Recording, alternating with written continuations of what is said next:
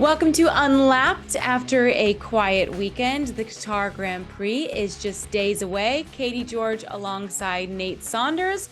Our better half, Lawrence Edmondson, is returning from holiday, as my counterparts like to say, right? Bit of vacation, vacay. I think that sounded a bit Australian. I don't know if it sounded English Yeah, or that Australian, wasn't but very that's what it is. American. Vacation, vacay. Vacation. It sounds. Whenever I do it, I sound like Forrest Gump. You know, Forrest Gump's mother, which goes, "He's on vacation," about his about his dad. Forrest Gump or a little redneck is what I would Yeah, say, quite yeah. That's frankly. basically the only American accent I can do properly for a sustained period of time. You nailed it. You nailed it. But you also just got done traveling. You are on the ground in Qatar. How is it? Yeah, just got here, so just flew in. I didn't do the race here in 2021, so my first time here. It's like it's evening time here, so haven't had a chance to properly see what the place is about. But very, very, I saw everything from the World Cup, all the aerial shots of everything, Yeah. and all very lit up and very kind of very impressive. When you're driving in. So, but yeah, interested to see the circuit. They've updated the paddock facilities here, Mm. and apparently it's really state of the art. So quite keen to see what that looks like because I always feel like these Middle Eastern races are always trying to one up each other. Oh yeah. Every year we come there, they're trying to be the best race in the region. So I think this race may, from what I've heard, may have kind of raised the bar a little bit. We'll see. So with that, what's the skinny? You've never been to this race. You haven't seen the circuit. Like, what does Lawrence tell you? What do other media members tell you to expect when you go to Qatar for a race? So this race actually, it's difficult to get a good impression of it because the only time we've been here before was 21, and Mm-hmm. if you remember, it was right in the middle of that season where Max and Lewis were fighting, tooth and Mm-hmm. nail. And this race, I was actually talking to, I saw some people from Red Bull. I saw Chris Medland from Races.com, obviously friend of the show. Believe he's been on once or twice. And those guys had been in 21, and it was right after Brazil that year. So most people flew from Brazil to Qatar. It was a crazy double header at the time. So you imagine that flight. Oh, So I think everyone geez. got to Qatar and were just wiped out, Pumped. and Yeah. it was that point in the season where it was very intense. So I think actually it's going to be interesting coming back to one where actually we've gone from a toe-to-toe battle to it being what will effectively probably be a coronation for Max Verstappen. A bit more chilled coming here, I think. But I think people are just curious to see what it's like. But I think this one, in terms of the new races, it doesn't stand out in the same way Vegas is going to in a couple of weeks' time. No, I think nothing's really going to top Vegas based on what I'm Yeah, hearing no. on the ground. That's in preparation there. But before we dive in, I want to hit a couple pieces of news. Remember, if you're watching us first on YouTube, like this video, leave us a comment, and don't forget to subscribe to ESPN for more F1 content. And if you're listening, hit us with a 5-star review wherever you get your podcast. We appreciate it. Andretti, let's start there, wins the FIA's approval of a bid to become the 11th team on the grid. Now, obviously, this is certainly a big deal, but this doesn't mean that they are a shoo-in yet. So can you just walk us through the process? FIA has approved their bid, but then now the decision goes to Formula One and its media parent company, Liberty Media. That's right. Yeah. So we've talked about this before, haven't we, on the pod? Mm-hmm. Quite a lot. It feels like, and it's something that's dragged on all of this year. The Yeah. very beginning of the year, President Ben Sulayem of the FIA opened up this process. He said we want to find an 11th and potentially a 12th team for Formula One. And if you remember, Andretti seemed to be his kind of chosen one from the beginning. There was all this back and forth between Michael Andretti, the teams. Andretti had come forward with this quite impressive sounding bid with Cadillac, with General Motors. And on the surface of it, you looked at it and thought, well, there's a lot to be excited about here. Formula One at the start of the year were very, very opposed to that. There's a lot of financial reasons for that. A new team coming in when Formula One is more popular than ever means that you're effectively, if a new team comes in, you're splitting 10 bits of a pie into 11. You can, Mm-hmm. I'm not the best at maths, but I can work out, or should I say, in this case, I'm not the best at math, considering we're talking about an American team. But you can tell that's not beneficial for everybody. So what happens with this process is fascinating because the FIA has effectively spent the better part of this year doing due diligence on all of the bids. So last week we spoke about the New Zealand-based team Rodin, who had looked to enter with one female and one male driver. That obviously hasn't passed the criteria. They actually alluded to the fact in their statement that Andretti was very, very likely to be the only one put forward. So the FIA has gone through lots and lots of bids. I think it's around 7 or 8 that were actually submitted in a formal capacity. And they've looked at everything from the financial plan to the personnel plan. You know, they'll have really, really honed in on details. And I hope to dig more into this week in the paddock. You know, it's going to be fascinating to talk to people from the FIA and Formula One, because you always get, you know, different parts of the story.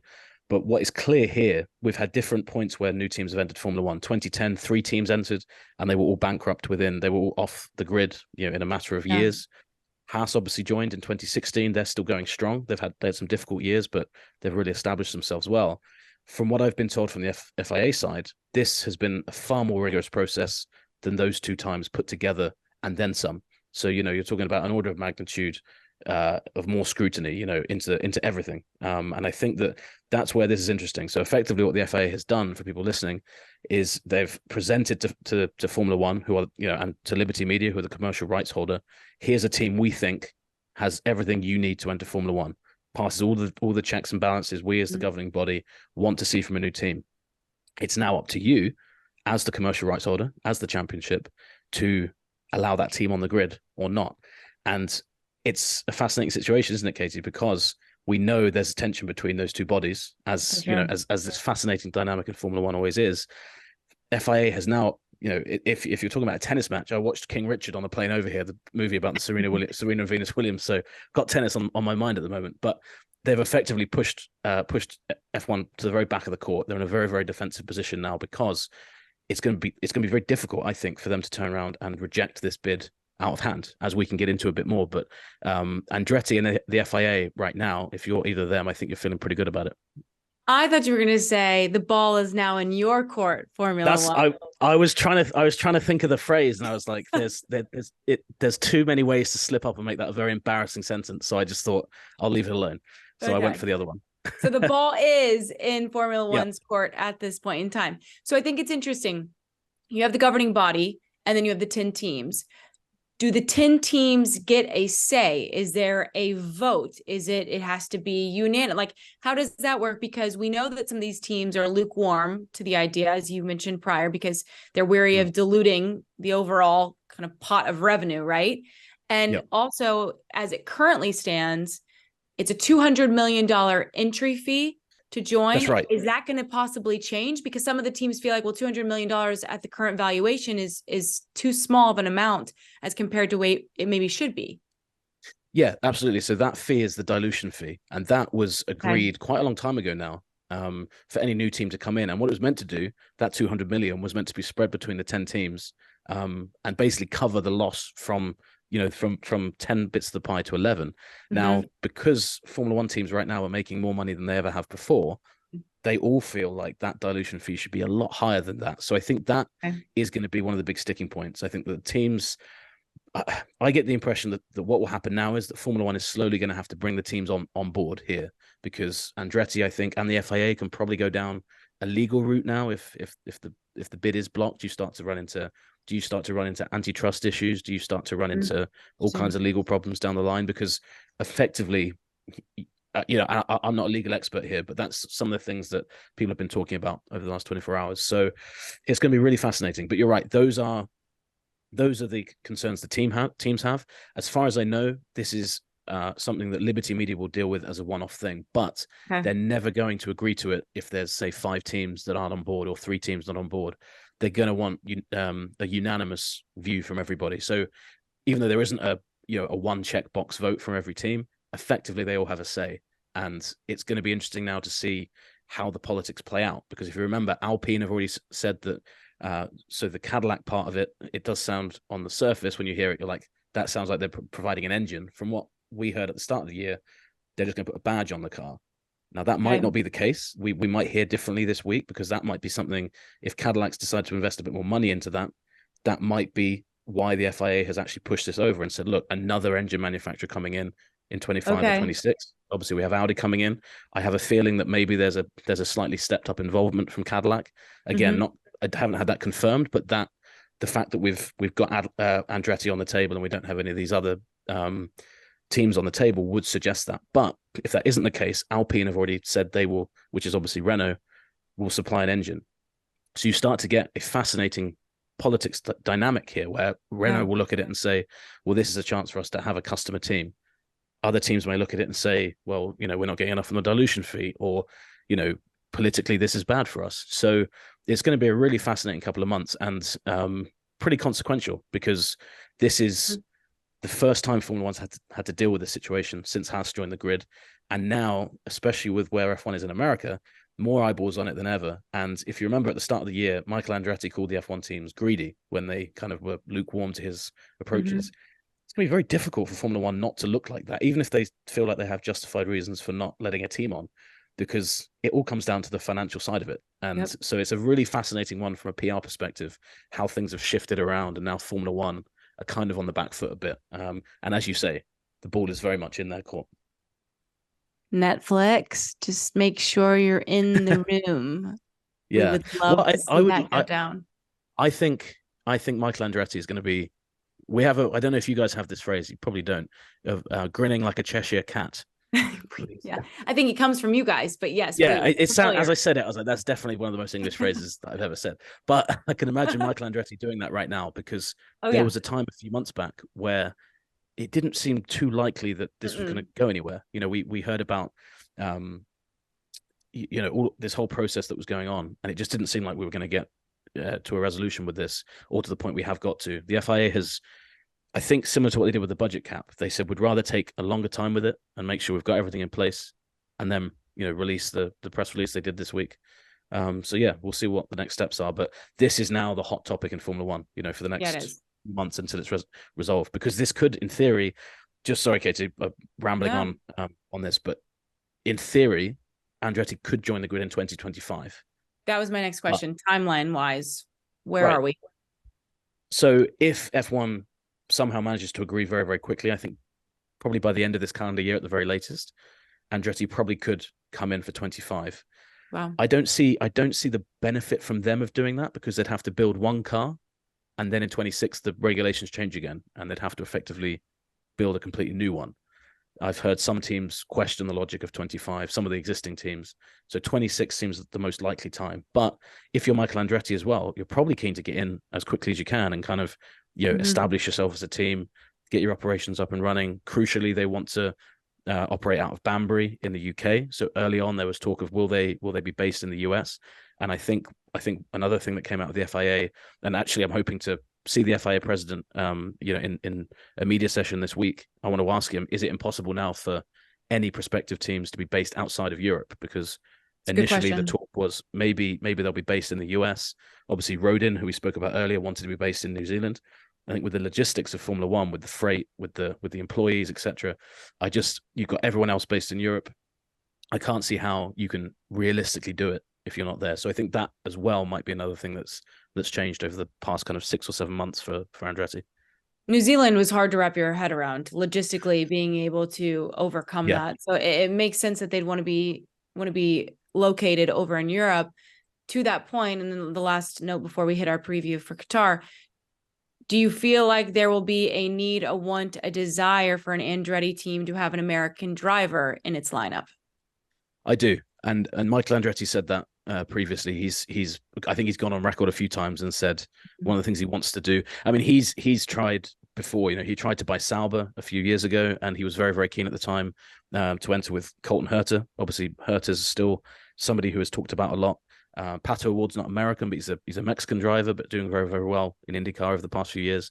And of course, Alex Palou, who if you look at his situation realistically, he's burnt a few bridges with McLaren recently. So one of his only ways into Formula One now would be with an Andretti style team. So I think if there's a possibility, and again, it comes down to super license points, because remember, AlphaTauri, before they had the disastrous Nick De Vries experiment, they wanted to get Colton Herta in that car for this season. He didn't have the super license points for that. But I think if Andretti is in a situation where he can put an American in the car, I think he'll go for it. And that's I think although Haas is an American team, I think if Andretti Cadillac does come in, it will very much feel like this is an American team for that reason. They'll lean more into that than the Haas team has. Obviously, haven't had an American driver for the entire time they've been in, and have actually been quite kind of negative when asked about that question, like, well, why would we have an American driver? And I think Michael Andretti is like, well, why wouldn't we have one? So yeah, I'd be surprised if Andretti came in with two drivers that weren't from, or at least one driver that wasn't from the US. Well, hopefully we'll have an update in regards to this, maybe after some of your conversations on the ground this weekend or by the end of the season. And as you said, it could take a couple months before we hear anything decision-wise based on what Formula One decides to do in terms of admitting an 11th team. All right, let's turn our attention to Qatar this weekend. You mentioned it. The last time we raced in Qatar was in 2021 because the race was not held last season due to the World Cup, making things even more interesting this time around. It's a sprint weekend, so that's extremely exciting, we think. And we'll get to that in a second. But Nate, a big issue in 2021 was tire degradation. Remember, there were multiple drivers that had to retire due to tire punctures. Teams had to do a really good job managing their tires. They did so at Suzuka 2 weekends ago. So what are your expectations from that standpoint, this circuit, how to manage tires in this environment out in Qatar? Yeah, I mean, I can confirm it's hot. And this, like I said, I came in the evening. And it's going to be tricky all weekend. And I think that there's a lot of things at play here. There's a lot of high speed corners here. It's a circuit that's going to put a lot of load onto the car. And yeah, I think that is what is quite interesting is that, that obviously in 21 was a whole different generation of cars to this year. So the drivers who drove there, they will have that experience, but these cars are brand new on this circuit. So I'm expecting quite a challenging weekend for the drivers. And as we've seen, well, not just this season, but especially this season, when there is that tire deck in play, especially in that fight behind Red Bull, it really just kind of throws a wrench into that whole thing because, some teams deal with that better than others. I mean, McLaren are going to come here expecting, I think, to build on what they had in Japan. But that fight behind them, I think, with all of that in mind, Mercedes haven't always been the best team with their tires. So, yeah, it's just, I think that's probably the biggest talking point here, away from Max and away from Andretti, is that kind of how that's going to play out on the Sunday. And Let's the Saturday, talk about, as it turns out. well, okay, let's talk about that. Let's talk about Max Verstappen, who's looking for his third straight drivers' championship, and he can clinch it on Saturday, not Sunday. Yes, you heard that correctly. He can clinch it during the sprint, and all he has to do is finish 6th or better. Does that take some air out of this weekend, knowing that it could be over and done with? Or do we think that that's just, he's been dominant all season long and it's only right that he wraps this thing up on a Saturday and we don't even have to wait till Sunday? I think it's a bit of both. I think it takes the air out of it. I mean, the Sunday race will be interesting if we've all done all the championship stuff on Saturday. I think it might be a slightly more relaxed Sunday, because sometimes the funny thing that you don't often see when a driver wraps up a championship early, and not just then, a lot of the time on Sundays, media time is quite limited because a lot of the teams fly back on the Sunday evening. So you don't get a huge amount of time with the drivers. If Max wins on Saturday, and this is kind of inside the world of the media right here, we'll get a lot more time with him. We'll probably get time on Saturday with him, and then whatever he does after the race on Sunday. And then in terms of what you said about, is it fitting? I think it's actually a perfect way for him to win. He's not going to get that, Red Bull aren't going to get that undefeated season. He's not going to just keep winning till the end of the year. But this is such a unique thing, something we've never seen before. It's fitting in a season where he's already broken a great record of 10 straight wins. And I think it won't be something that, it won't be it won't be the headline piece of this season, him winning on a Saturday. But I think it's just such a quirky little fact. And I'm pretty sure no driver, I don't think any driver will have done that in the modern era, certainly. But I'd love to. 40 years ago, he'll be the first driver in 40 years to clinch the championship on a Saturday. I knew there was one, and I couldn't remember when it was, but our guys at SIG sent around a email earlier, and so shame on me for not properly reading it. But yeah, so it shows you again more history setting, more record setting from Max, and on a year like this, how else is he going to do it? And I think selfishly we all want it to go to Austin just because we'll all be there, but sure. I think realistically, it's not going to happen.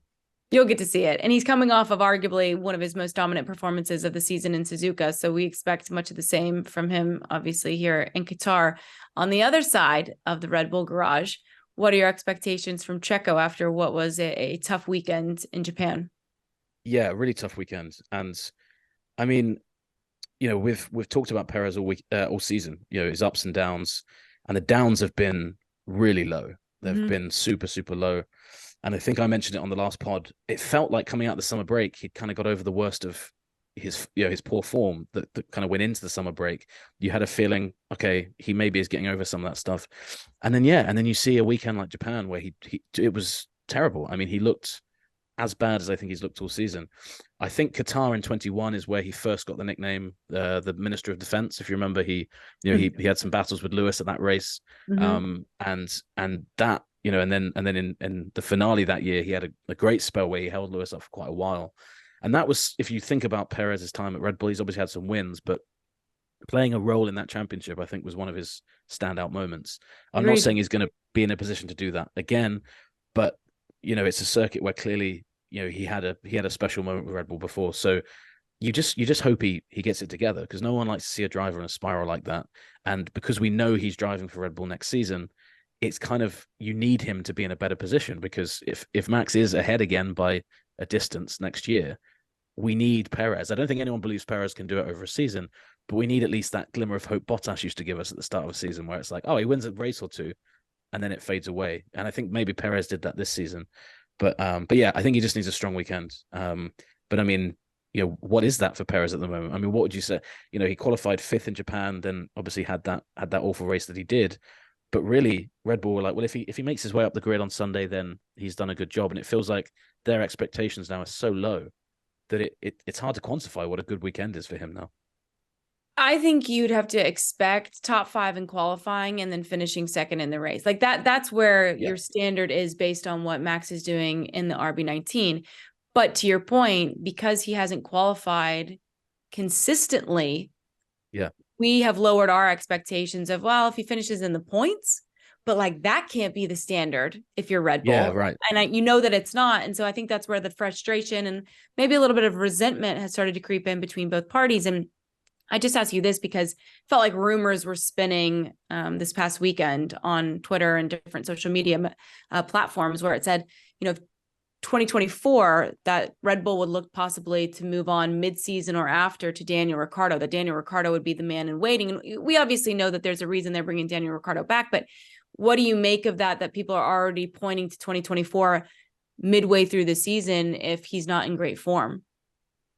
I would never rule it out with Red Bull. I think with other teams, you definitely would. But if you look at Red Bull's track record, I mean, why not? I mean, that's how Verstappen got his chance at Red Bull. He replaced Kvyat early. Obviously, the reason Ricciardo came back was mid-season. There's been a lot of changes. So if there's any team that's going to do that, it would be Red Bull. I don't think Red Bull would do it for a number of reasons. I think that people overlook a lot of the time in Formula One.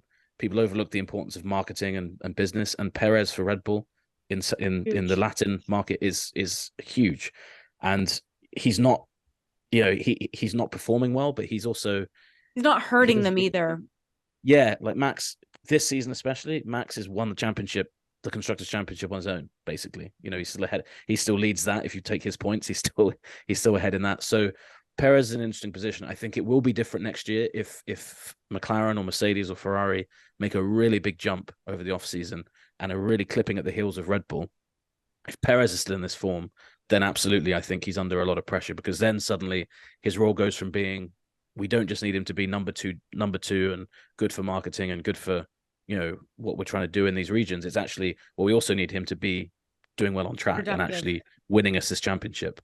So I think it all hinges on that. The presence of Liam Lawson as well would make me think it is a possibility now, because if Red Bull did want to do that midway through next year, they know now as well they've got Liam Lawson there who can step in, and we've seen what a great job he's done. So if anything, that has probably added to the speculation and that rumor, strengthened that rumor. But from what I've heard from Red Bull, that's very unlikely Perez would ever be moved out. But it is telling that they've already talked about, it's like, well, he's got a contract to the end of 2024. I can't see any world where Perez gets a contract beyond that at the moment, unless we see a significant turnaround next year. I think in Red Bull's heads, they're already kind of thinking, who's the next guy in that car alongside Max after Perez? Some people might question when that decision gets made, but I still think it will be end of 24. I mean, I'm a huge Ricciardo fan. I'd love it to be earlier, but at the moment, the way things are, I can't see it. But we've seen things change this year in the space of 3 months. So, this podcast might age quite badly if we look back at it in about 6 months or something. Yeah, fair enough. Checo just needs to win Monaco again. Isn't that when he got his contract extension last season? Yes. Yeah. So just go That's win right. Monaco and then get some goodwill. That's when we were still calling him the Street King as well, which seems like a million years ago now, because that was a nickname that we said without irony as well. We're like, this guy on street circuits is mega. This year, the season. At the Yeah, beginning of this the year season, we were still calling him that.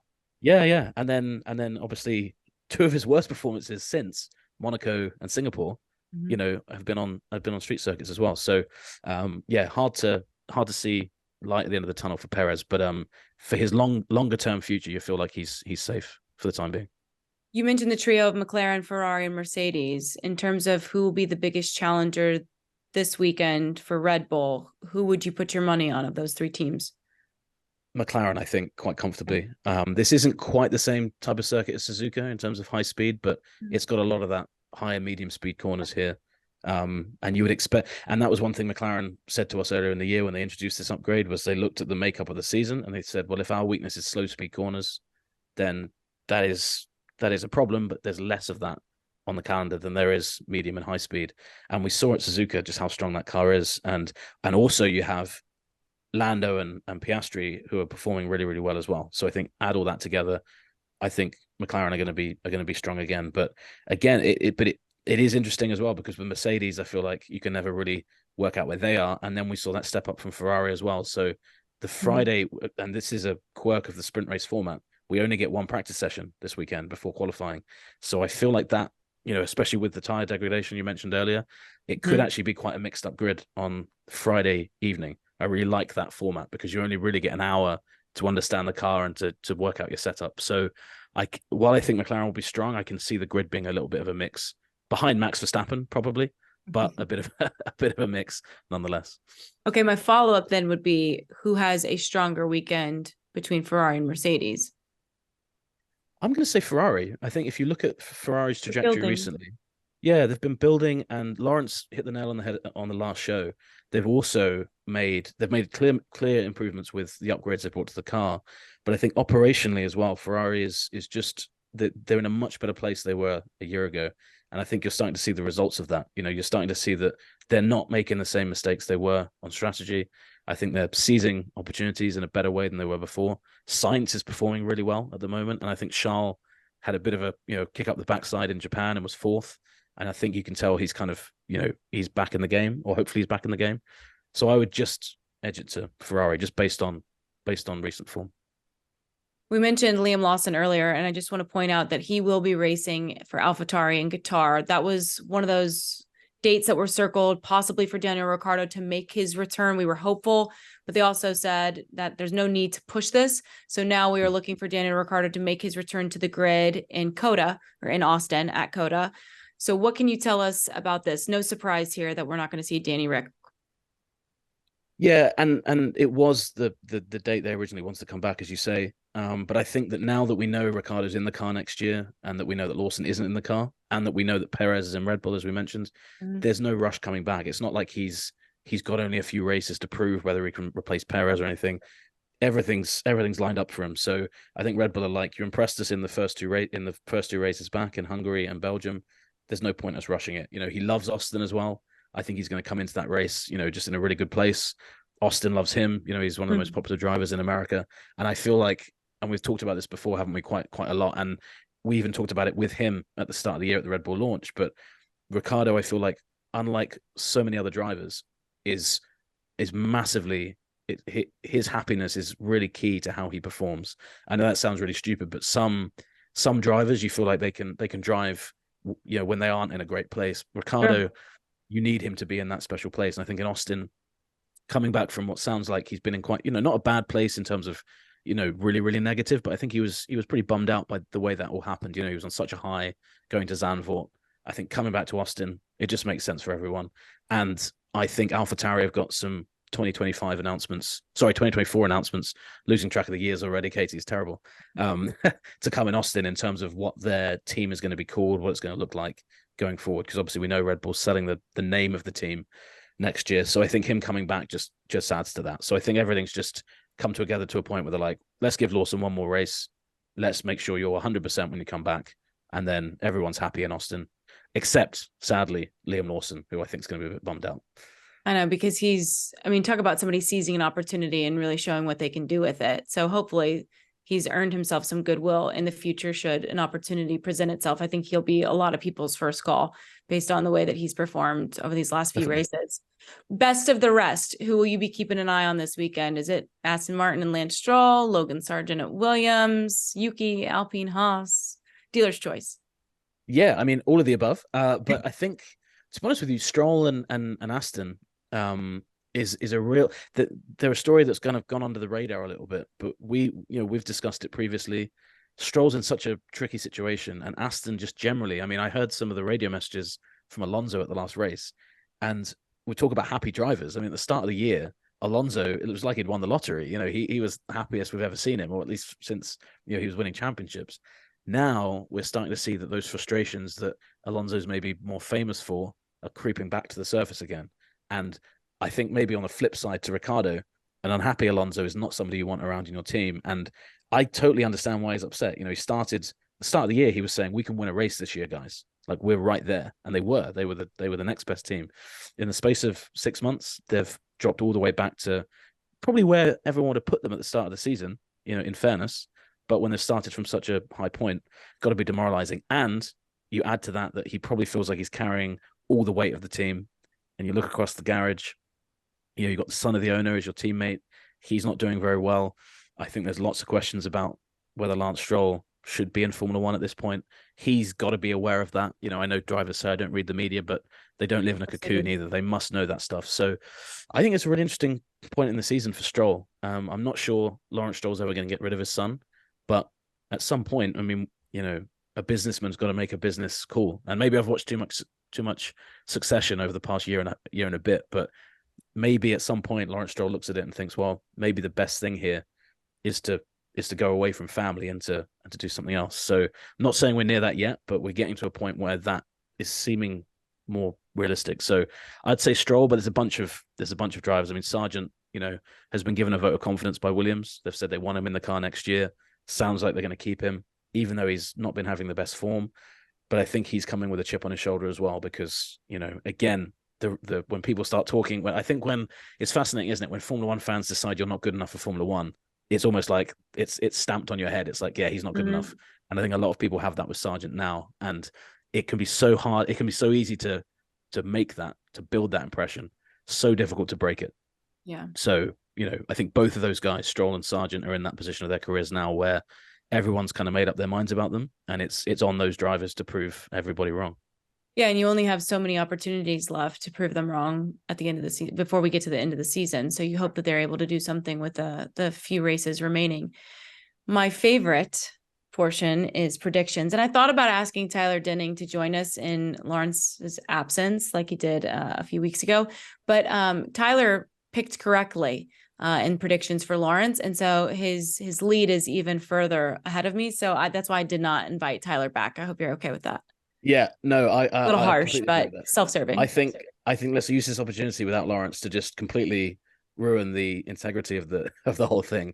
Should we? I'm okay with that. I'm good with that. I mean, maybe we can message him and ask him what his predictions might be, and then we can make an executive decision next week. Mm-hmm. If he gets them wrong, let's allow them. If he gets them right, let's lose the message somewhere and say we never got it. How's Perfect. That sounds great. All of our listeners are in on the conspiracy as well. Which is they are, yeah. You've witnessed a crime, okay? So don't report it. An absolute crime. Absolute crime. Please don't tell Lawrence Edmondson. Luckily, Lawrence doesn't use Twitter very much, so I don't know if anyone's going to be able to tell him. I thought about messaging him, but I knew he was mid-flight to see if he could just get me his picks in time. But then I was like, I don't even want your picks, because right now Lawrence leads the group with 40 points. You get 3 points if you project the first place winner, 2 points for P2, and then 1 point for P3. So last week, 2 weeks ago, Tyler picked for Lawrence for Max to win. Did we not pick Max to win? I remember. No, everybody did. Everybody, that was the everyone only picked points Max. awarded. I'm still that far behind, messed up Zach? second and third, yeah. You're hanging right in there, There's still 6 races left. I was going to say, I didn't think Tyler got... I think Tyler got one of the McLarens, but he got it in the wrong place. He put a McLaren third, I thought. But still, he was closer than any of us were to getting it right, which is telling, considering he was a stand-in. So, Katie, we're under quite a bit of pressure now. Exactly. But I have learned I'm never listening to Lawrence's recommendations on who's going to be good at what circuit. Okay, so Lawrence is at 40 points. You're at 38 points, so you're right behind him. And I am at 32 points. So bringing up the rear, but I'm okay with that. So I will let you choose first. Okay. Well, I'm going to be boring and say Verstappen wins on Sunday. I think at this point, those are easy points in the bag. Asterisk, does he win on Saturday, or does he finish 6th or above? Yeah. Lock it up. I think he wins the championship, but I'm going to say he doesn't win the sprint race. So if there's a bonus point there, I don't know whether he'll just play it a bit more casual. You know, there'll be people who are a bit more aggressive than him. But also that's taking it away from Max this year, because one of the most impressive things he's done all season is he's still been super aggressive. Even when he's been a dominant guy. He has been patient like he was in Monza, but he also hasn't backed away for a moment. Are you talking about fastest lap or? Yeah, exactly. I was just thinking about it, and I was like, actually, no, this guy is still just completely on it. So exactly. So maybe, I mean, if there's a half bonus point there, we'd completely mess up the championship if we did that. I'm going to say Max. I don't think Perez is gonna get it together. I'm going to say the same podium from Suzuka. I like that. So Max, Lando, Oscar. I'm going to stick with that. I think that, as we mentioned, McLaren in a good spot. Perez maybe will be 4th, but he just doesn't seem like he's going to string it all together, does he, at the moment? Okay, I'm going to go balls to the wall because I already am far enough behind. I don't know if I'm going to be able to catch you guys unless I hit the trifecta multiple times. So I'm going to go Max to win. Yep. And I agree with you. He wins the championship on Saturday. And I am throwing the asterisk in since Lawrence isn't here. You know what? Missed the show, and this is what happened. To start throwing out points. Exactly. Yeah. Max to win. Then I'm going to go with Oscar Piastri to finish P2. Nice. I know. Okay. I like it. And then I'm leaving Lando out in the cold, even though it's very hot in Qatar. And I'm going to put Carlos Sainz P3. Okay. Yeah. I mean, he's been the performer of this kind of last month and a bit, I would say, hasn't he? So I know, but as I do that, I'm like, why are you doing that? I'm hopeful. I like it. Stick with it. And I always feel bad when I don't put Ferrari on the podium and I think like you, Katie, and I think like Lawrence as well. Deep down, we're all little Ferrari fans. And I think actually, if I'm not mistaken, early this year I had a run where whenever I said Ferrari wouldn't be on the podium, be on the podium, they were on the podium. And then I stopped saying they would be on, and then I didn't say for Singapore, and then Sainz won. So I think whatever magic I had has rubbed off. But I feel like now it's gone the opposite way. If I don't put them on, maybe they do better. All right. Well, then you just made me feel a little bit better about the situation. Thank you. So that's where we stand. I'll try to get Lawrence's so that we can keep some integrity on Unlapped here. But if they fall through the cracks, they fall through the cracks. What's on the agenda for you in Qatar? Is there still time for you to go get dinner? Yes, there should be. I'm going to meet Chris Medland, who we obviously spoke about earlier, and we're going to find somewhere just to find a bite to eat. There's no alcohol, right? It's a dry country, or well, there are places. So some hotels are dry and some aren't, and they basically have bars underneath, but literally underground bars. So you feel like you're kind of in like a 1920s kind of prohibition era bar in America. That's where cool. It's all underground. You don't have to knock and do a secret knock, but I always like to pretend I'm kind of in some like it hot, and I'm pretending that I'm hiding from the feds. But we're going to do that. In terms of stories this week, there's really only two that are really kind of front of mind, and we've spoken about them, is Andretti, and I'm gonna put a feature together that hopefully will be on ESPN.com/F1 later this weekend, which is just why is Max so good, from the voice of people that have worked with him, have driven against him, have driven in the same team as him. Because when you get these drivers talking about the characteristics of Max, it's just really telling, because often, especially when a driver's about to win a championship, drivers really open up about their rivals, because I think even though they all think they are the best driver, that kind of appreciation and respect comes out more so now than at any other point. So I'm hoping for some revealing answers tomorrow. So stay tuned and we'll see what we get. When can we expect that on ESPN.com? Hopefully when he wins the championship, but it might be on the Sunday. It might even push back to Monday, just depending on workload and stuff. But I'm hoping we can push it out when he wins the championship. Awesome. And yeah, it would basically just be an ode to Max Verstappen. So, for all those people that are still in my mentions saying I hate Max Verstappen, go read that when it comes out, because he's dedicating I still get that week to the man. For some reason, for some reason, any English journalist still gets that to this day. So, if nothing else, it will put those rumors to bed. If you're not making people hot under the collar, you're not doing your job. Is that an American phrase or an English phrase? Hot under the collar. I'm not sure if it's English or American, but I mean, we definitely use it across the Okay. pond. Across the pond. Across Okay. the pond. Get yourself some supper. Tell Chris we said hi. Thanks as Will do. always for your time and your analysis, and we can't wait to see your reports and your writing from Qatar. Thanks, Casey. Speak to you soon. Thanks. Sounds good. Cheers, guys.